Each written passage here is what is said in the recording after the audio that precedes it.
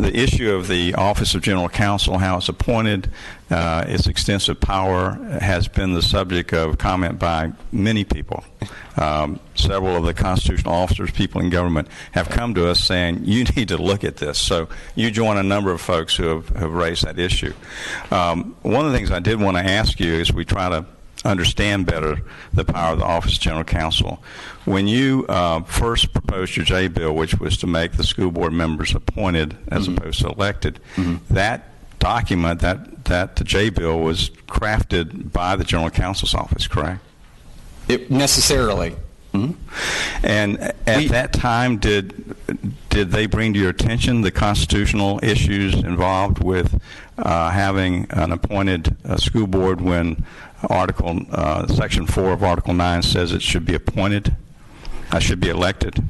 Yeah, so we discussed it. So the reason I said necessarily is because the Duval delegation is a member. We are part of the consolidated government, and so the General Counsel's office works for us as well. They draft up legislation. They do lots of different things, and we discussed that issue. And in I think it's Article VIII Section 9 of the Florida Constitution, Jacksonville is unique, and it's able to have special powers on how it forms its local government, and including school districts. That's why it's in the city charter about the school board responsibilities and the superintendent responsibilities. The school board pay is actually set by the city council, not by the state legislature like all the other school boards in the state. Like if you go and you look, the city council actually sets their compensation. I don't know if they in practice do, but it's much more of a local consolidated government than just the state like all the other school districts. So it's different.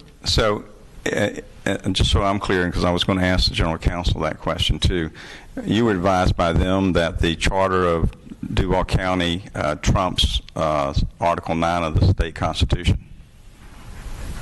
No, the advice from council was that because of Article 9, Article 8, I think it's Article 8, Section 9, the charter has the explicit ability to do that. So it's not that it trumps it, it's that the Florida Constitution gives the city charter the ability to form their government differently. And so where there's conflicts, it is where the charter stands, at least according to Article 8, Section 9. Mr. Finn.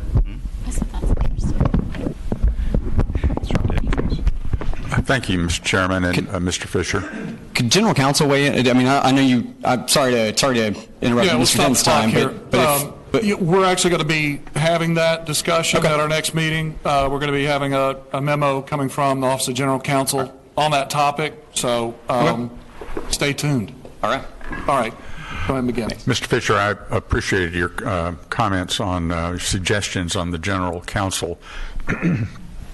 I have two questions. One is on the selection of the General Counsel.